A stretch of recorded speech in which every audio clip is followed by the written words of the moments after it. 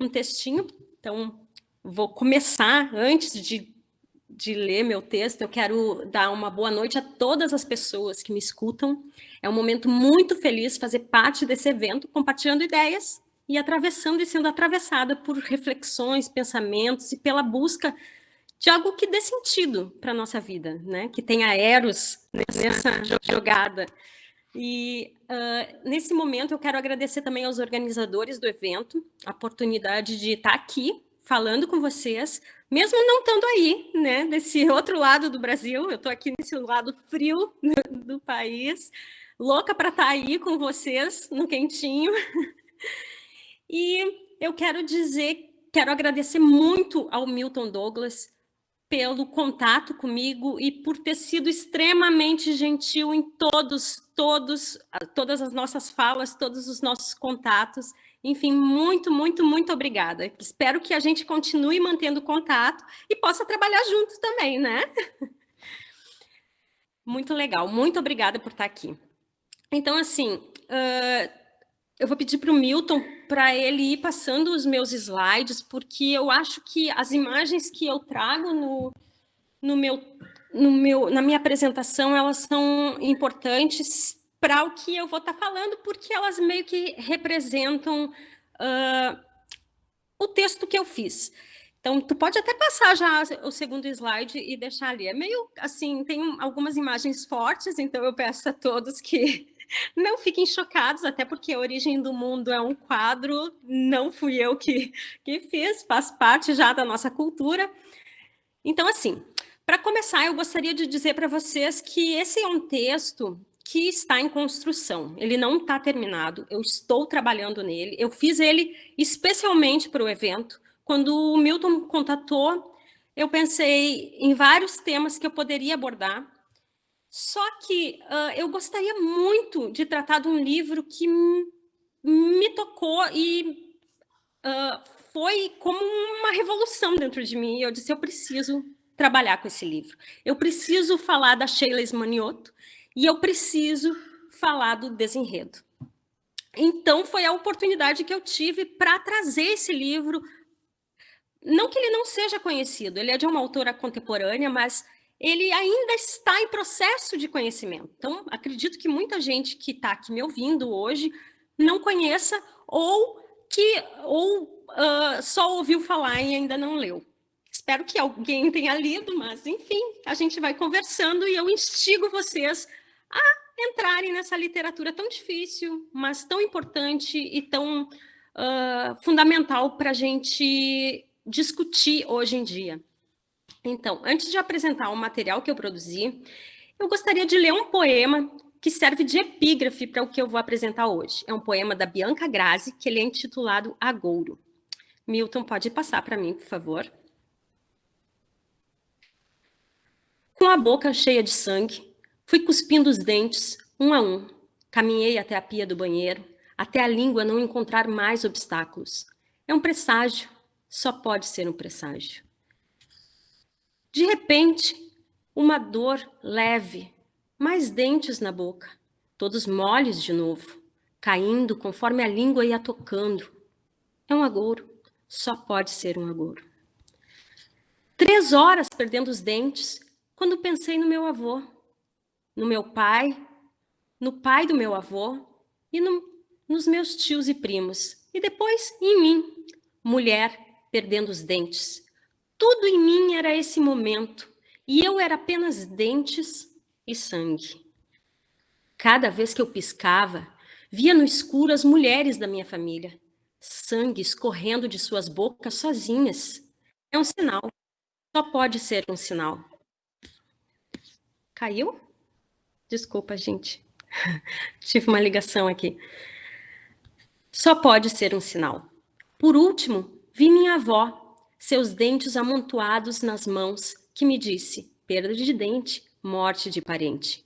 Ela ainda não sabia que os homens da nossa família morrem apenas quando já é tarde demais e feitos dentes moles, incômodos e inúteis. Ressurgem em nossos sonhos para nos fazer sangrar novamente. E percebi que o parente que perde os dentes é quem no fim morre. Minha avó eu e mais tantas, também de outras famílias. É uma maldição, só pode ser uma maldição. Dentes de mulheres caindo e os homens sorrindo. Milton, pode passar. O mito de Eros, o deus do amor ou do desejo, é também aquele que dilacera membros e transtorna juízos tanto dos homens, dos deuses, quanto dos homens, digo. Eros seria uma força ou uma energia que seguiria perpetuamente insatisfeito e inquieto, em busca de plenitude. Mas seria também uma potência em movimento que representa o ato criador e, no seu negativo, os atos destruidores. A perspectiva em negativo de Eros, assim, seria a potência violenta que impele a tomada do objeto de desejo em total desconsideração com a parte possuída, com o outro desejado. Tratarei do poder, do abuso e da violência que seriam, a partir dessa concepção, o lado obscuro de Eros, ou o menos L, menos love, menos amor. Conceito extraído da formulação de Bion. Eu queria só fazer um parênteses do meu texto para explicar um pouquinho o contexto da formulação desse amor em negativo. Toda a obra, a partir do que ela vai se construindo a partir de um retrato. Então, é o retrato que me levou a pensar num amor em negativo. É a partir do retrato. Então, toda a minha construção vai estar envolvendo o negativo, não só como o amor em negativo, que pode ser o abuso, pode ser o desejo avassalador, que rompe barreiras e ética e, inclusive, sentimentos de compaixão ou empatia, mas é também o outro lado dessa fotografia, o lado obscuro mesmo. Enfim, eu vou lendo e eu vou tentando explicar as coisas que eu vou formulando. Então, eu peço desculpa pela apropriação do termo cunhado por Bion e me corrijam caso eu interprete alguma coisa erroneamente, porque a minha área é a literatura e não a psicanálise, mas a gente está sempre, né, transitando pelas fronteiras entre as disciplinas. Então, muitas vezes, ao fazermos uma leitura de um texto, nos portamos como analistas com seus pacientes. Nesse sentido, é que se faz aqui a apropriação de Bion. Ele destaca 3 dimensões analíticas: a dos sentidos, a dos mitos e a das paixões. A capacidade de intuir, segundo Zimmermann, que é um teórico que ele traduz o Bion para o português, de olhar para além do sensorial, essa capacidade de olhar para além do sensorial como se tivéssemos um terceiro olho. Ou seja, a capacidade de olhar de dentro e para dentro. Enriqueceria a escuta, no nosso caso, a escuta do texto.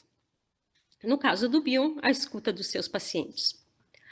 Os mitos, conforme Zimmermann, seriam um como se, que dão coerência e organizam o caótico universo subjetivo e, de certo modo, social. É o elemento que nos torna humanos. As paixões envolveriam os vínculos de amor, de ódio e de conhecimento.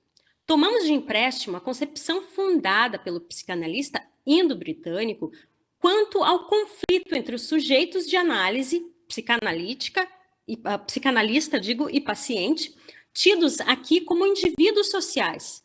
Conflito esse que se estabeleceria para além do amor versus ódio, seguindo os passos de uma emoção contra uma anti-emoção. Isso. Eu vou te falando, pode deixar que eu te digo quando tu passar os slides, tá, Milton? Desculpa, mas eu vou te falando. Esse alargamento da compreensão sobre as formas de normalidade de patologias em relação ao amor é o que nos interessa aqui. Zimmermann destaca que as emoções estão sempre presentes em qualquer vínculo. Os vínculos seriam os elos de ligação que unem 2 ou mais pessoas, ou 2 ou mais partes de uma mesma pessoa. Pensamos no amor, em sua forma positiva, não apenas como uma atração romântica, desejo, carinho, mas também como compaixão, como empatia e como respeito. ou seja, como sentimento capaz de unir pessoas diferentes. É o amor em negativo, ou o lado obscuro de Eros, que compreenderia um desprezo ativo e uma hostilidade em relação ao outro, a alteridade. O L-, portanto, diria respeito ao mecanismo defensivo que surgiria na falta de recursos internos para enfrentar as tensões emocionais. Nesse sentido, o amor em negativo não se relaciona com a falta de amor ou com o ódio, mas com a negação ativa dos sentimentos, que mesmo presentes, eles não são suprimidos ou transformados em sua figura oposta. Ou seja, é o vazio, diríamos nós. Subvertendo de certa forma o conceito de Bion, utilizaremos a perspectiva em negativo de Eros como a potência violenta que impele a tomada do objeto do desejo em total desconsideração com a parte possuída, com o outro desejado. Ou seja, o abuso seria, a partir dessa concepção, o lado obscuro de Eros, ou o menos L. Pode passar, Milton. Pode passar também, que eu já falei sobre isso. Desculpa. Narrar o inenarrável. Como se narra a violência, o abuso, o trauma ou o silêncio? Em relação à violência contra a mulher, em seus diversos ângulos, sobretudo em relação ao estupro, pode-se dizer que depende da perspectiva.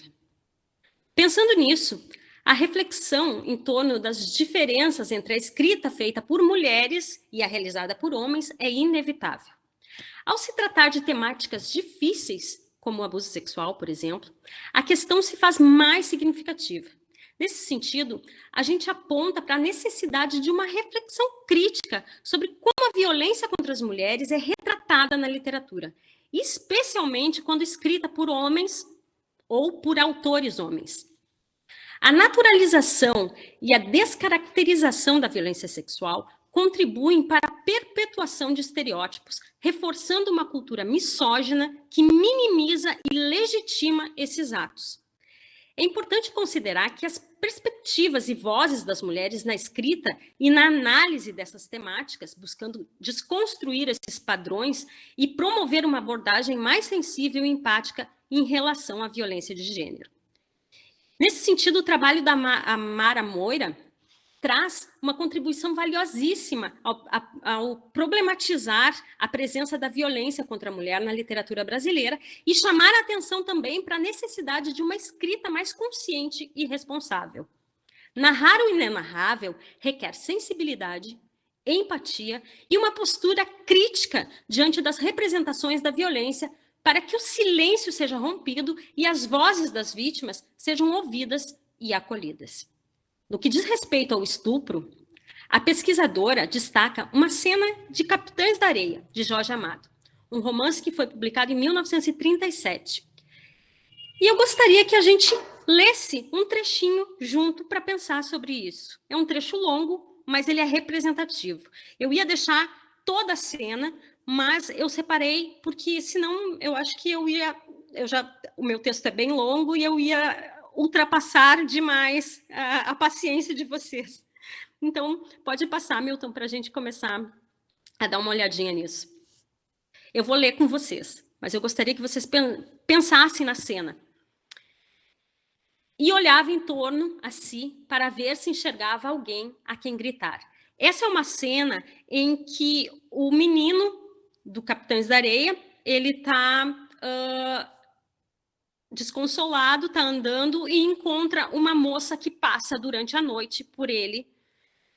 E aí se dá essa cena. E olhava em torno a si para ver se enxergava alguém. Essa é a menina, a quem gritar, a quem pedir socorro. Pedro Bala, que é o protagonista, acariciava seus seios. Eu estou cortando e eu peço que, se vocês puderem, vocês revejam essa cena detalhadamente, toda ela, para pensarem nessa cena de estupro e como ela foi naturalizada ao longo da literatura brasileira, né? da história da literatura brasileira em sua crítica. E olhava em torno de si para ver se enxergava alguém a quem gritar, a quem pedir socorro. Pedro Bala acariciava seus seios e ela, no fundo de seu terror, começava a sentir um fio de desejo. como um fio de água que corre entre montanhas e vai engrossando aos poucos até se transformar em caudaloso rio. E isso fez com que crescesse o seu terror. Baixou a cabeça, mordeu a mão de Pedro, que segurava seu seio. Pedro deu um grito, retirou a mão. Ela se levantou e correu, mas ele a pegou e agora o seu desejo estava misturado com raiva. Pode passar, Milton. Ele suspendeu as saias pobres de chita, apareceram as duras coxas da negra, mas estavam uma sobre a outra e Pedro Bala tentou separá-las. Chorava e Pedro Bala tinha pena, mas o desejo estava solto dentro dele. Então, propôs ao ouvido da negra e fazia cócegas à língua dele. Só bota atrás. Não, não! Mas depois que tinha se satisfeito pela primeira vez, e ela gritara e mordera as mãos, vendo que ela ainda estava possuída pelo desejo, tentou desvirginá-la. Mas ela sentiu e saltou como uma louca. Pode passar. E soluçava alto e levantava os braços. Estava como uma louca. Toda a sua defesa eram seus gritos, suas lágrimas, suas imprecações contra o chefe dos capitães de areia. Mas para Pedro, a maior defesa da negrinha eram os olhos cheios de pavor. Olhos de animais mais fraco que não tem forças para se defender. E como seu maior desejo já se satisfizera, e como aquela angústia do princípio da noite voltava a dominá-la, ele falou: se eu te deixar, tu volta amanhã? Essa é a cena. A narrativa de Capitães da Areia apresenta um exemplo em que a violência sexual é descrita de forma objetificante e erotizada, contribuindo para a naturalização do estupro. O narrador masculino retrata a vítima como uma presa a ser abatida, enfatizando características físicas sexualizadas. A violência é esvaziada e relativizada por meio do contraste com outras situações e emoções do protagonista, levando o leitor a se solidarizar com ele e a minimizar o seu ato. Essa busca pela relação sexual, mesmo imposta, é retratada como uma necessidade dos homens ou um suposto direito do predador macho. Esse trecho aponta para a necessidade de uma reflexão crítica sobre como a violência contra as mulheres é retratada na literatura, especialmente quando escrita por autores homens. E eu não estou dizendo que homens não possam escrever sobre. Eu só estou dizendo que temos que ver criticamente como está sendo retratado. Como as mulheres, nesse caso, estão sendo retratadas e como o ato violento é retratado. A naturalização e a descaracterização da violência sexual contribuem para a perpetuação de estereótipos, reforçando uma cultura misógina que minimiza ou legitima esses atos. É importante considerar as perspectivas e vozes das mulheres na escrita e na análise dessas temáticas, buscando desconstruir esses padrões e promover uma abordagem mais sensível e empática em relação à violência de gênero. Pode passar, por favor. Conforme Rebecca Solnit, cito: não poder contar sua história pessoal é uma agonia, uma morte em vida que às vezes se torna literal. Ninguém ouve quando você diz que seu ex-marido está tentando matá-la. Se ninguém acredita quando você diz que está sofrendo, se ninguém escuta quando você pede socorro, se você não se atreve a pedir socorro, se você foi ensinada a não se incomodar, a não incomodar os outros pedindo socorro, histórias salvam sua vida. Histórias são a sua vida. Nós somos as nossas histórias, que podem ser a prisão e o pé de cabra que vai arrombar a porta. Solnit continua: o estupro é um ataque não só ao corpo, mas também aos direitos, à humanidade e à voz da vítima. O direito de recusar, de ter autodeterminação, é retirado. A vergonha perpetua esse silenciamento. A escrita realizada por mulheres, como apontado por Eurídice Figueiredo, traz à tona temas como prazer, incesto, estupro, prostituição, aborto e muitos outros temas, permitindo que as mulheres falem de si e de suas experiências. Essa inversão de perspectiva, ela desafia a imagem de passividade feminina e revela as pulsões que atravessam as mulheres, transformando o chamado cruel erotismo em narrativas que ressoam com suas vozes e subjetividades. Nossa geração presencia um despertar na quebra dessas amarras e mordaças. A literatura contemporânea, realizada por mulheres, tem se tornado rica e fértil nesse sentido.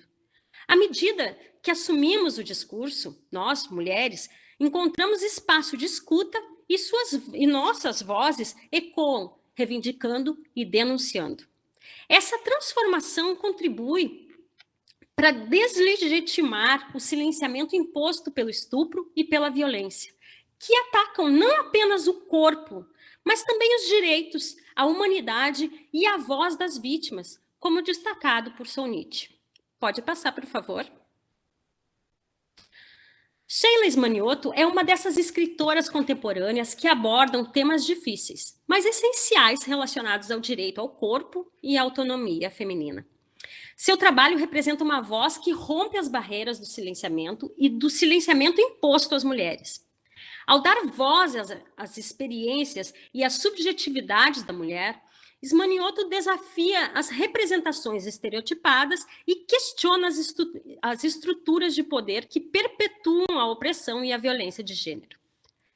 Ela, como outras que tomam a palavra hoje, desafia as normas estabelecidas, reescrevendo a narrativa e trazendo à luz questões fundamentais relacionadas à violência de gênero, ao consentimento, à autonomia e à experiência feminina. Seu trabalho contribui para a construção de uma literatura mais inclusiva, representativa e capaz de promover a conscientização e a mudança social. Pode passar, por favor. Agora a gente vai dar uma olhadinha. Pode passar, por favor. Aí, esse é um trecho. Vou ler para vocês. Chutei a cadela. Sossega, eu martelei bem fundo nela. Para de fingir que não gosta. Eu sentia nas pernas putas dela, que é disso que ela gosta. Sentia nas mãos a cara rapariga dela. E ela resolvia mudar de ideia. Jogo de mulher quer não quer, diacho. Igualzinho a mãe dela. Eu disse para ela, eu não vou machucar você. Para de fingir que não gosta. Ou eu vou machucar você. Eu sei que você gosta. Diacho, eu falei para ela. A cadela voltou na minha perna e eu dei outro chute nela. Ela ficou chorando, esperneada, feito sonsa. Assim que eu gosto. Pode passar. A rapariga sabe o que faz. Cala essa boca, eu falei. Assim que eu gosto. Você se debatendo louca, eu falei para ela. Diacho, a senhora entende? Eu sei, ela não é boa mulher, mas se debate que nem bicho no abate. Raivosa, cravando as unhas, tentando sair pelas beiradas, diacho gostoso demais. Eu fiquei esse tempo todo esperando, vendo a rapariguinha lá na terra, sentada com as pernas abertas, enquanto pegava, chupava, engolia a mãe dela na beira da pia. Eu fiquei esse tempo todo esperando porque achei que ela não entendia. Mas a rapariga se debate como ninguém. Minha tia, eu acabei foi gostando desse jeito dela, se mexendo toda comigo dentro, raivosa. É isso que o homem quer, devorar a puta enterrada nela. Não uma cadelinha chorona, perninhas abertas na terra lá fora. Pode passar. Eu falei para ela que a mãe dela ia ficar era braba com ela se descobrisse a putinha que ela é. Eu, por mim, fiquei foi louco, minha tia. Diacho. Achei que ela fosse outra, quieta, mas não. Ela se debateu todinha em mim. Diacho, gostoso demais. Bem, o sol voltou e eu vi a cara dela, os olhos dela me encarando. Eu vi a Fátima naqueles olhos. Ela não parava de me encarar, acredita? Pode passar. Esse é um excerto de Desesterro, obra de estreia de Sheila Ismanioto. O romance apresenta uma narrativa intensa que ressoa no leitor, trazendo consigo tanto o som quanto o silêncio. A escrita da autora é terra fértil e cova. Explora a dor de maneira meticulosa, como se dissecasse ossos ou desenterrasse artefatos arqueológicos. O livro trata do corpo da mulher, como um símbolo que tem que ser desconstruído, retirado do interior profundo e do reprimido. Desse modo, ele desafia uma cultura que não há muito tempo se baseia no nome do pai e no apagamento da linhagem matrilinear. para forjar privilégios e hegemonias. Desesterro é uma obra intrincada que se desenrola diante dos olhos do leitor, invadindo os sentidos e se estabelecendo em nossa pele como uma força avassaladora de colisão. Conforme Adriana Lisboa, há momentos na vida de um leitor capazes de desordenar o mundo, e Desesterro certamente se encaixa nessa categoria. A narrativa transpira e nos faz sentir seu pulso rápido e descompassado. Ela entra em nós e nos flagela, causando dor profunda e dando a ver a hemorragia que esvai do texto e no texto, e penetra em nossos olhos como ameaça, como premonição e como memória. Mas também é empatia, é comunhão. Essa empatia se estabelece em nosso olhar como sororidade, como uma partilha entre leitura e escrita. As tramas que envolvem e permeiam as mulheres retratadas no texto nos atravessam. Compartilhamos seus pesares e as histórias narradas por meio de suas marcas, cicatrizes e vestígios. Essas histórias representam um feminino que é parte da nossa herança coletiva. A escrita de Sheila desafia as normas estabelecidas, dá voz às mulheres e expõe as complexidades de suas experiências. Ao lermos essa narrativa arrebatadora, somos convidados a refletir sobre as nossas próprias vivências, a repensar as estruturas de poder que moldam nossa sociedade e a nos conectar de forma profunda com as vozes silenciadas pela história universal, a história dos homens. Pode passar, por favor. Bem, vamos às pás, desencavar tramas, puxar fios e desenterrá-los. O romance, ele se desenvolve em camadas, ou por entre as dobras da pele do texto. Epiderme que tem que ser aberta para revelar os seus efeitos de sentido. Todavia, muito permanece entrevisto nas sombras que se formam a partir das múltiplas possibilidades de significado. A narrativa é composta por fragmentos que não seguem uma ordem linear, e o tempo oscila entre o presente da história e os espaços da memória. Assim como a reminiscência, a temporalidade na obra se desvanece e se mistura, oferecendo múltiplas possibilidades de leitura que o romance apresenta. A história começa com uma cidade fictícia chamada Vila Boinha, localizada nas Bandas do Norte. Paralelamente, há outro tempo e espaço presentes no livro. O tempo do enunciado, narrado pela menina, não nomeada, e um espaço subjetivo, interno. Além deles, há também o espaço da periferia de São Paulo, especificamente Vila Marta, o local de chegança, onde muitos encontram refúgio das condições adversas do Nordeste brasileiro, como a seca, a fome, a violência e o abandono. Pode passar, por favor. A imagem da migração está fortemente ligada à história de Desesterro. Para muitos retirantes do Nordeste, a migração representou uma possibilidade de sobrevivência. Além da história em si, as imagens ocupam um papel central no texto de Ismanioto. A autora destaca em entrevista que construiu o livro a partir da composição de imagens, buscando a ideia de devoração como base para a sua escrita. A partir dela, a fome é refletida em vários desdobramentos, como as necessidades, desejos e direitos. A devoração da fome do outro, ou a devoração do outro, é ainda um elemento fulcral presente na narrativa. Fazendo uma leitura da superfície do enredo e partindo do tecido epitelial, destaca-se que Desesterro é uma história que se desenrola no contexto do sertão nordestino, com foco em uma família matrilinear. Pode passar, por favor. Aí eu fiz um organograma, vamos dizer assim, com mais ou menos as histórias que se passam, quer dizer, as mulheres que estão nessa narrativa. Então, as principais personagens são mulheres com nomes que remetem a Maria, mãe de Jesus. Maria da Penha, Maria Aparecida e Maria de Fátima. Além delas, há também a menina e Scarlett. Elas vivem numa cidade, que eu já falei, que se chama Vila Boinha, onde a fome e o desamparo são tudo o que elas encontram.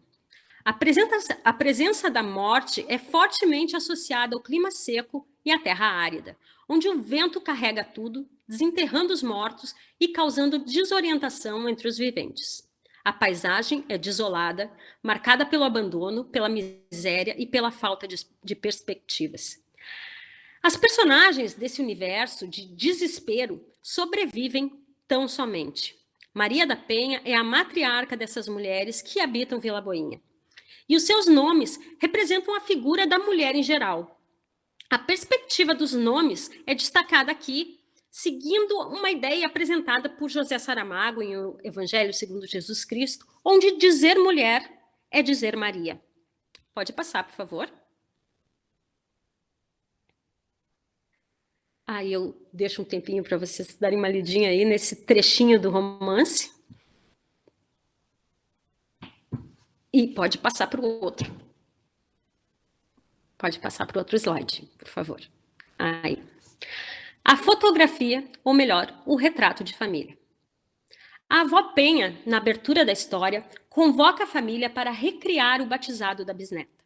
Ela quer congelar o dia decorrido, voltar o momento e capturá-lo numa fotografia de família. Desesterro é o retrato.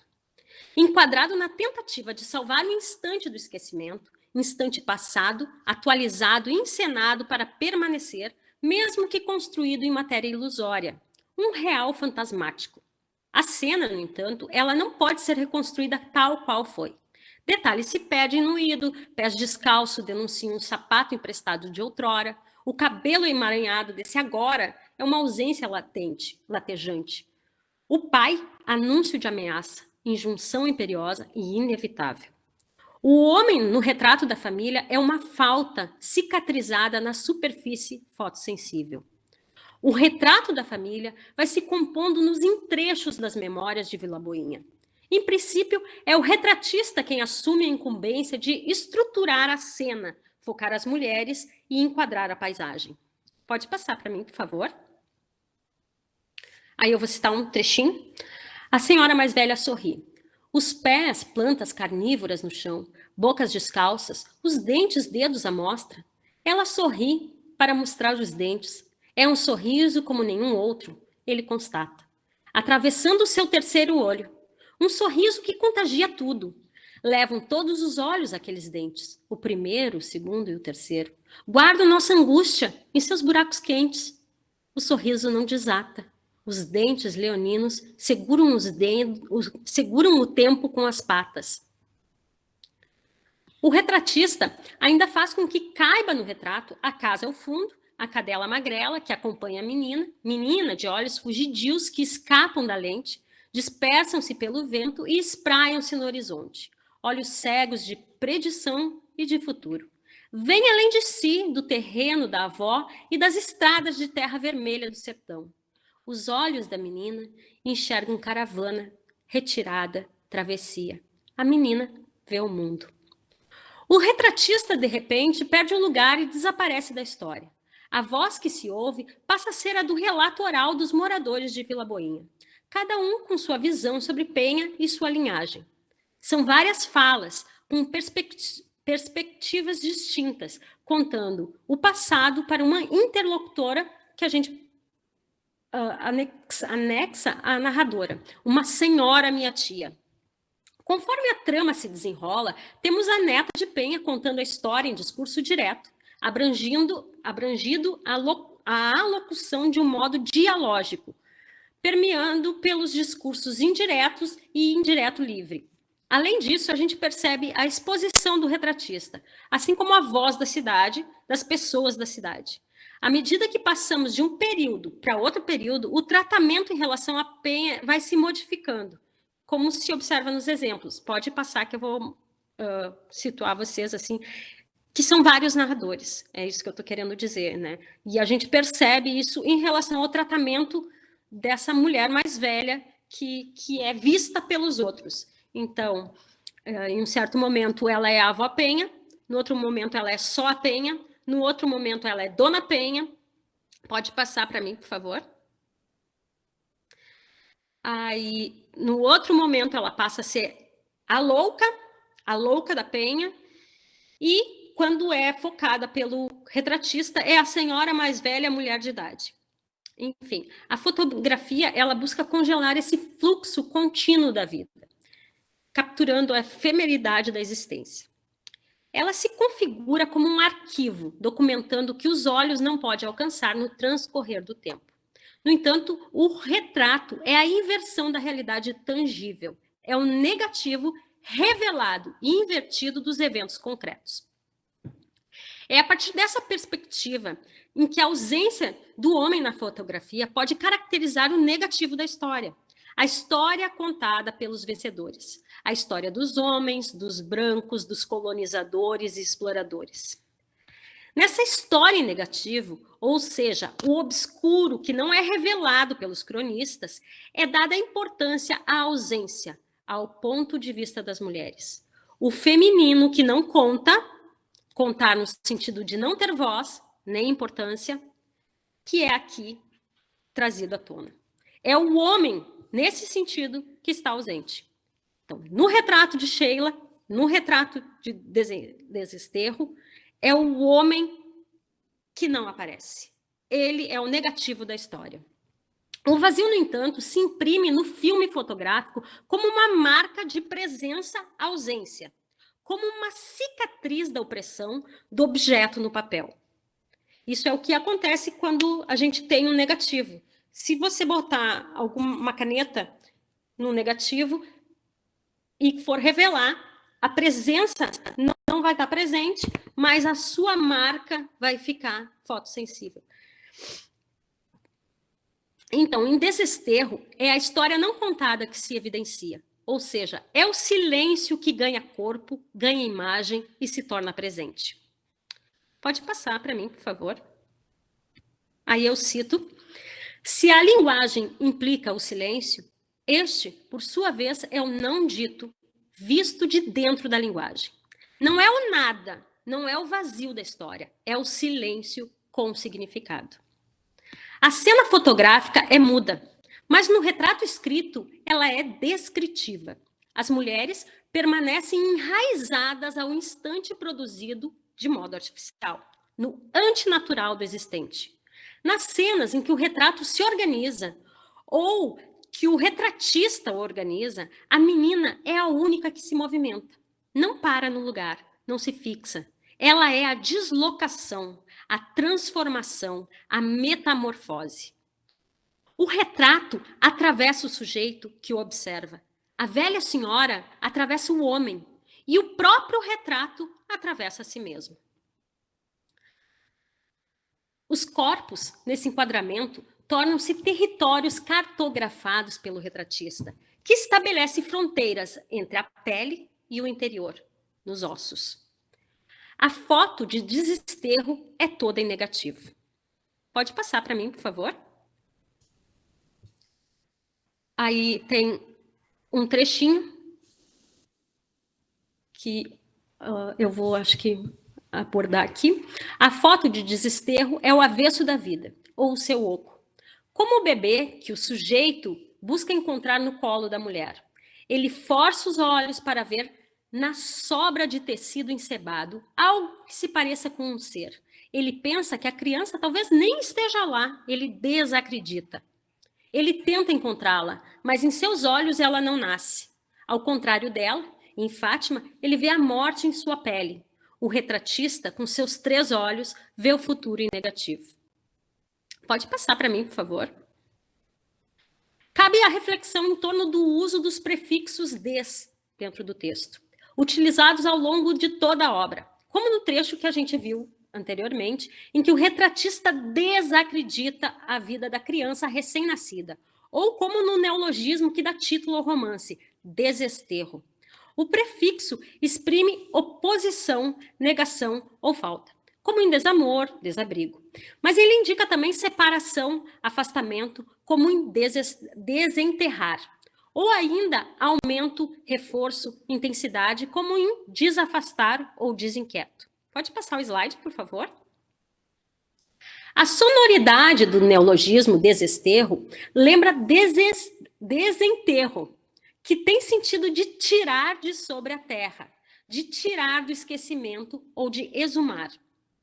A semântica dessas palavras, associadas ao texto de Sheila, leva à interpretação ligada às imagens de escavação que percorrem todo o romance, de uma busca pelo que ninguém vê, de trazer para o âmago o reprimido, o soterrado, de desenterrar o solo, buscando restos e fragmentos escondidos nas lacunas de uma história não contada.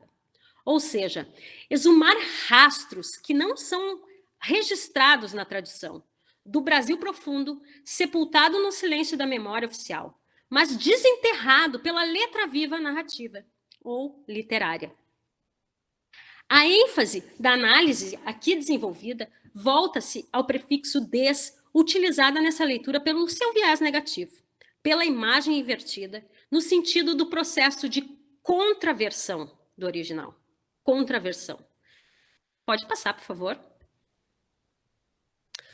Utilizando a analogia relativa à técnica fotográfica, o negativo é a imagem invertida, na qual o original impresso é apresentado em branco sobre fundo preto.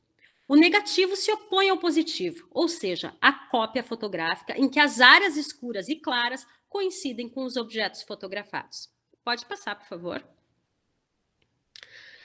De acordo com um site da BBC, em matéria sobre filme fotográfico, o negativo é o termo usado para se referir ao papel que escurece quando exposto à luz, criando uma imagem invertida, em que as partes mais claras da realidade são transformadas em negras no papel, e as partes negras se tornam mais claras. A luz atravessa o negativo e se fixa em um papel sensível à luz, fotossensível, formando imagens com luz e sombra nos lugares corretos.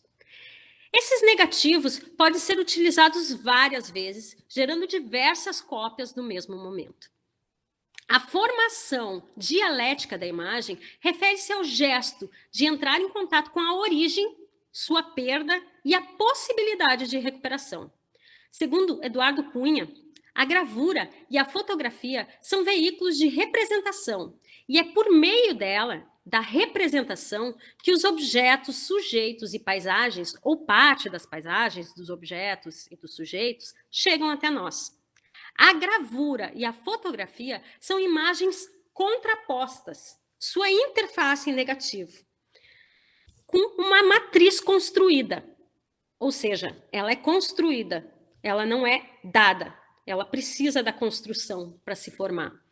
E essa matriz construída aponta para uma ausência que é simultânea à pseudo-ausência, ou ao sinal da ausência, que seria o índice do passado inacessível, mas imbuído da potência de recuperação, distância afirmada e abolida. Lembra quando eu disse para vocês que a marca sempre fica, mesmo que o objeto não esteja mais lá? Então, o índice ocorreria, inclusive, em matrizes eletrônicas e em imagens fotográficas numéricas. Mas ele é parte do processo que menos recebe atenção.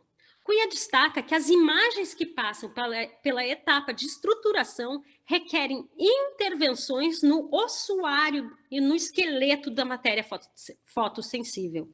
Assim, toda marca provocada por uma aplicação direta, seja de dedos, de moldes antropométricos ou outras coisas, deixa visível, ao ser retirada, a sobreposição de sua imagem em negativo. Em outros termos, o indício é a impressão da ausência de algo. Pode passar, por favor. Cito: e nos referindo a Walter Benjamin, lembramos a ideia que ele faz da memória, relacionada a uma busca arqueológica, a um sítio onde os objetos que são descobertos nos falam, acima de tudo, de outros objetos, como a exumação de um corpo, corpo do negativo, corpo da matriz ou de um objeto, onde se procura as origens pelas dobras, pelos interstícios, o que vemos e o que nos olha, diria mais tarde de Huberman. Mas a metáfora da morte é latente em todo signo. Toda imagem, sobretudo na fotografia e na gravura, onde pela presença todo o signo se torna ausente. No romance, a fotografia desenterra a paisagem da memória. Esse retrato construído e não revelado, porque o retratista desaparece antes de entregá-lo para as mulheres, ressurge após a migração de Maria Menina, Maria de Fátima, ou o avesso de Cida. Eu vou só dar uma explicadinha nessa parte, porque eu ia falar para vocês sobre o enredo de forma mais detalhada, mas ia tomar muito tempo. Então, essa menina, ela presencia a morte da irmã através de uma violência cometida pelo pai, que é ao mesmo tempo pai e tio, porque ele estupra a sobrinha, a enteada dele, e acaba casando com a enteada, e a mãe dessa menina morre. Enfim, é uma trama cheia de embrólios, vamos dizer assim. Então, há um questionamento em todo o romance. Quem é essa menina? Quem é essa menina que migra? Quem é essa menina que vira Fátima? E ela acaba devorando. Essa menina, depois que a irmã morre, ela devora o corpo da irmã. E ela assume a identidade da irmã e vai embora. Então, e também tem uma outra questão relacionada com o nascimento dela. Enfim, vale a pena ler, que daí talvez fique mais clara a minha exposição. Mas quem é a menina, afinal? Questiona a narradora. Pode passar, por favor. A menina, cito o texto, não via gente querendo saber o que ela via. Não via gente morto querendo saber o que era isso de olhar o avesso da morte. O que era esse bicho de olhos desesterrados, patas inquietas, osso pele contrário? O que era isso, a menina? A menina arrastava a terra no chão. Não é coisa de sua cabeça, nós? Essa caravana faminta?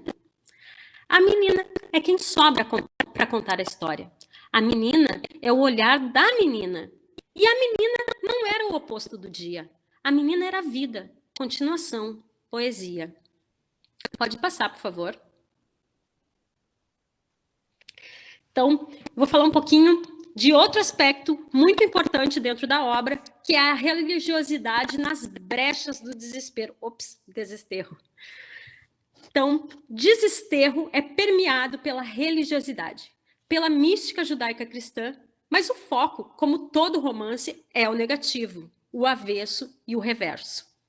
É o nome da mãe, das filhas e dos espíritos das matriarcas que emerge no relato.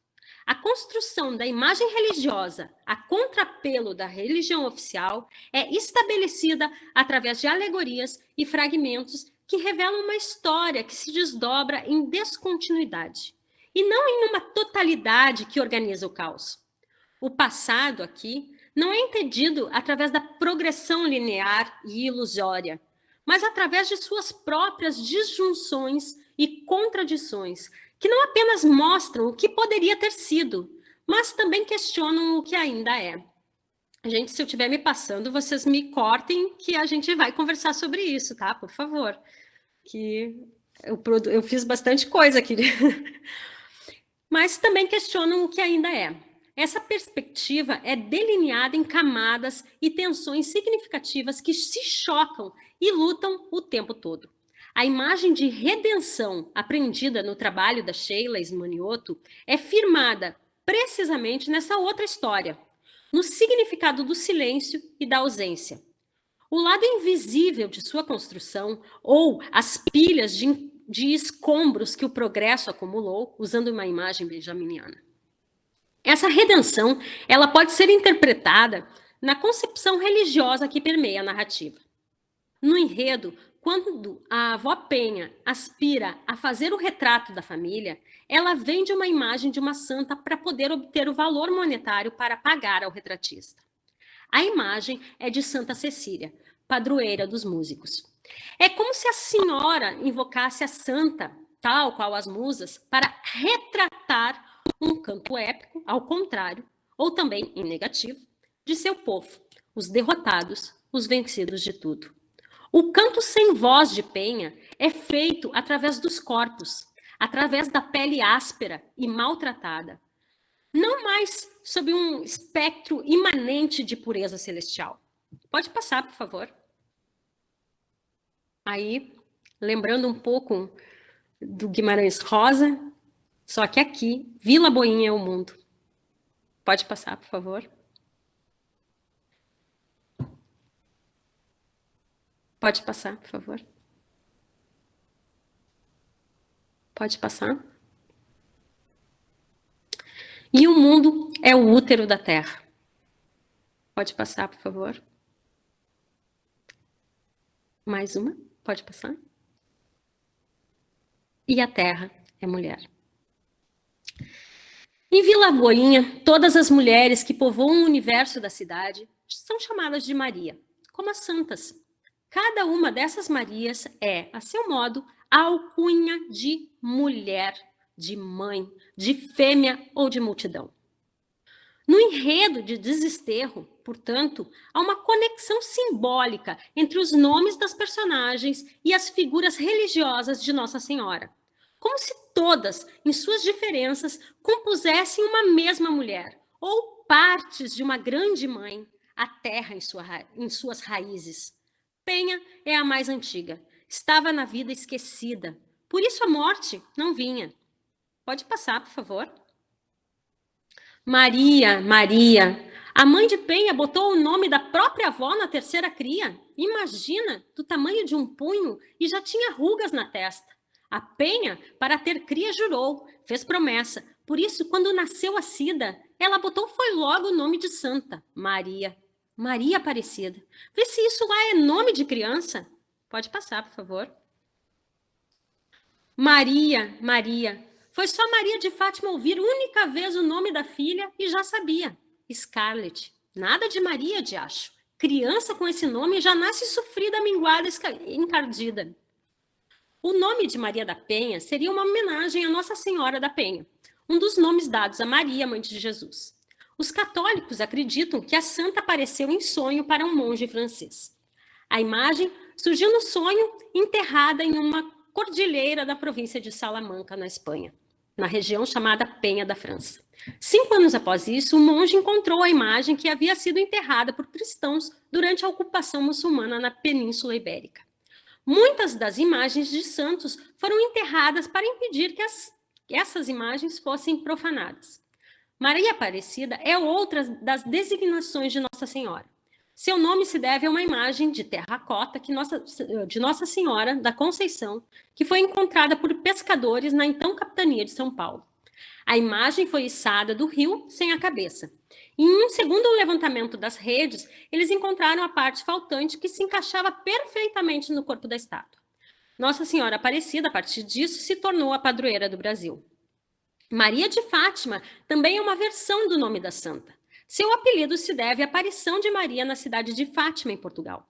De acordo com a história dessa aparição, Nossa Senhora de Fátima surgira para 3 crianças, que ficaram conhecidas como os pequenos pastores de Fátima. Eles receberam a visita de um anjo que anunciou que Nossa Senhora de Fátima se comunicaria com eles.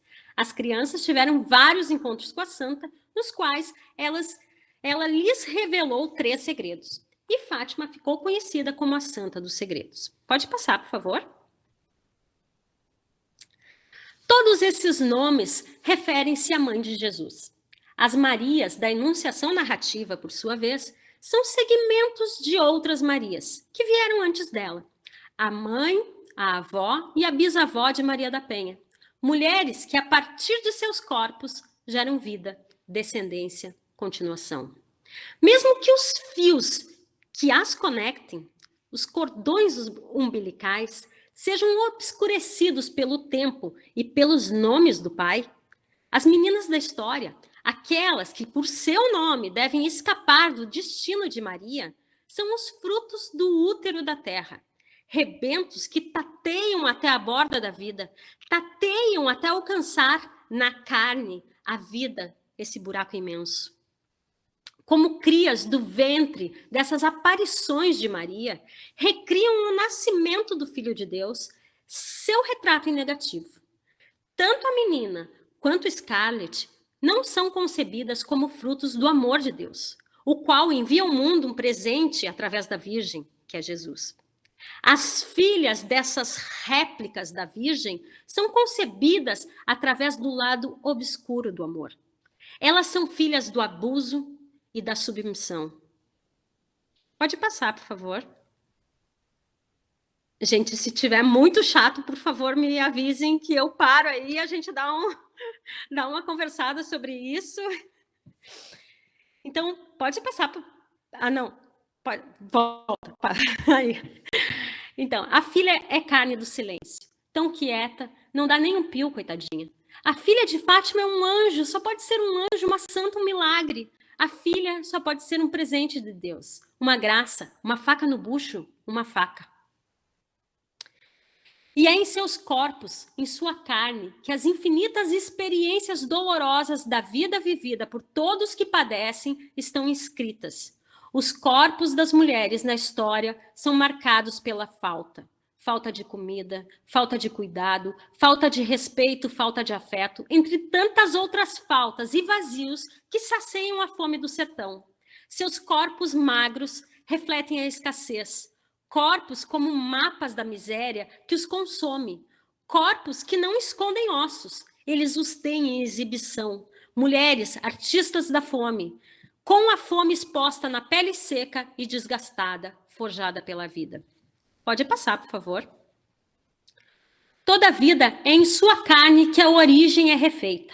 Não da costela masculina, mas das entranhas femininas, da sofreguidão do corpo em busca de outro corpo, brota a existência em partilha, a divisão transformada em vida. Mas aqui não há comunhão, apenas invasão, demarcação que crava os dentes como presas ou incisivos e penetram como faca, entranhando, rebentando, e a partir desses pedaços desmantelados, recriam outros corpos das partes perdidas dos corpos mortos em vida.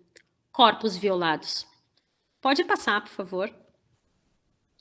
Já reparou os miúdos acabando de nascer? São um monte de gente junta. Fátima, olhando a menina, sua irmã, não consegue parar de pensar. Os ossos da avó, unhas curvas que nem de todas as primas, as roupas usadas, o nariz de família, o jeito de olhar o mundo como a tia. Já reparou as crianças nascem feito miúdos de carne, juntando dos mortos as partes perdidas, desenterrando os ossos de família? O pai, por outro lado, essa entidade que se impõe através da força e do medo, um Deus poderoso que é presença ausente, configurada como uma promessa de chegada, mas que nunca se materializa. É o mesmo gerador de todas as filhas das Marias, de Cida e de Fátima. Ele é pai da mãe e da filha. Quer dizer, ele fez a filha com a mãe e com a filha da mãe. É pai da menina e é pai de Scarlett. Esse progenitor, fora isso, é a imagem do cão. Um deus em fúria. Tonho, o demônio em matilha. Mas ele é ainda Antônio, como santo.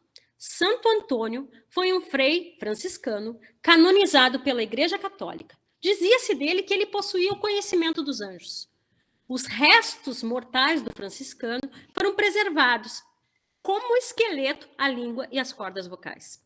Esse aspecto contrasta com o final imaginado pela narradora, onde o pai é devorado por cães e seu corpo é retalhado, feito em pedaços. Santo Antônio, além do mais, é conhecido como protetor das coisas perdidas, dos pobres e, mais fortemente, como protetor dos casamentos. A devoção ao santo transformou-se em súplicas de amor. Nesse sentido, Antônio, Tonho, pode ser pensado como o lado sombrio do amor.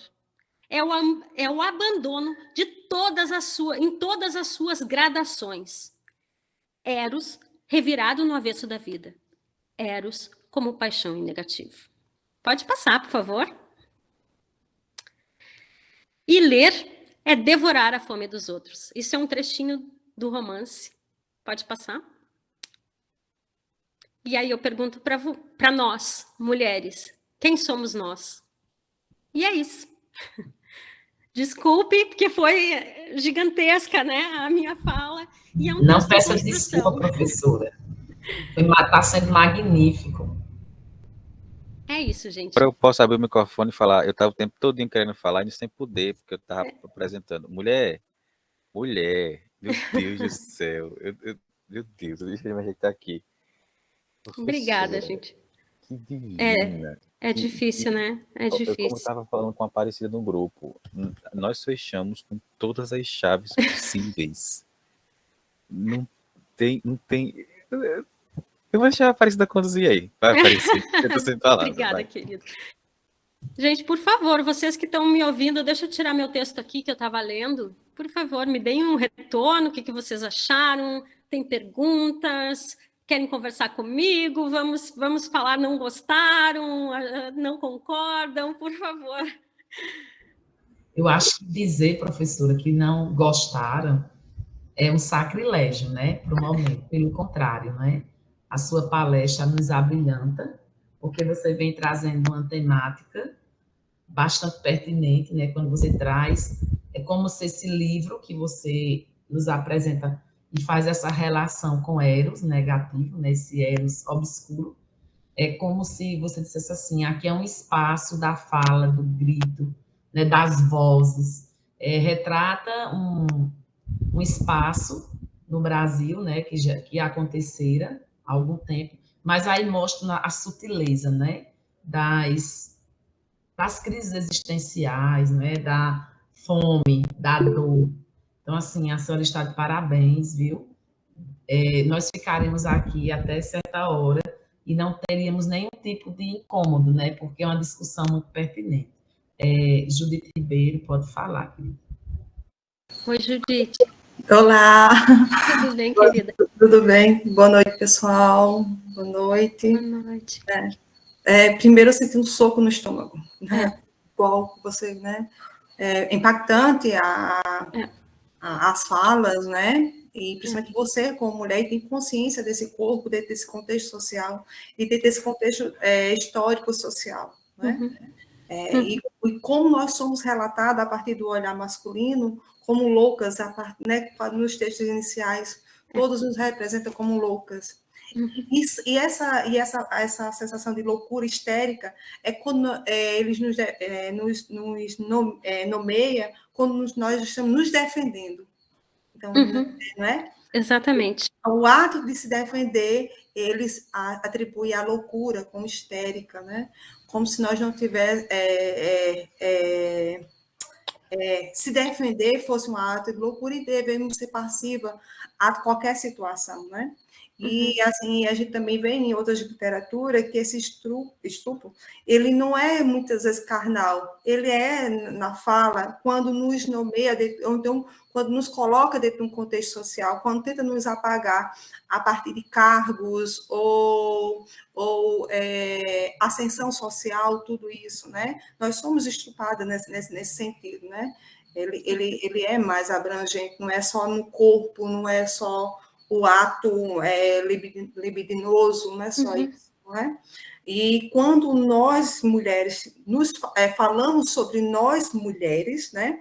Quando nós começamos a nos nomear, né? Que foi a Sheila, não foi este? Sheila Esmanioto. Ela nomeou, né, as mulheres, ela deu nome e adjetivou dentro das suas palavras quando estava denunciando as violências sofridas, né?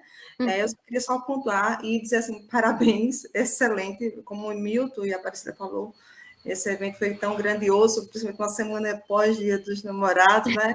Desculpa, né, trazer um tema tão mas difícil. É necessário, por causa que, tipo, não que o evento trouxe esse amor romântico, tal, né? Não, mas que trouxe a mulher dentro de um contexto social em diversas instâncias. E esse amor, porque quando a gente nos nomeia, quando dá nome à mulher, é um ato de amor, né? Exatamente, de partilha, né? De partilha, né? Porque, por exemplo, eu questiono muito, por exemplo, quando vai, principalmente em cidade do interior, aqui na Paraíba, eu moro numa cidade bem interior, do interior, longe da capital, e, por exemplo, quando vai falar, por exemplo, Maria de quem? Maria de José. Não diz, sabe? Oculta a mulher, sabe? Tipo, por exemplo, quem é, por exemplo, no meu caso, se tu perguntas, quem é Judite? Judite, esposa de fulano, sabe? Como se eu só ganhasse identidade a partir da figura masculina, né? Como se, eu só existo porque existe um homem do meu lado. Né? Isso Exatamente. ninguém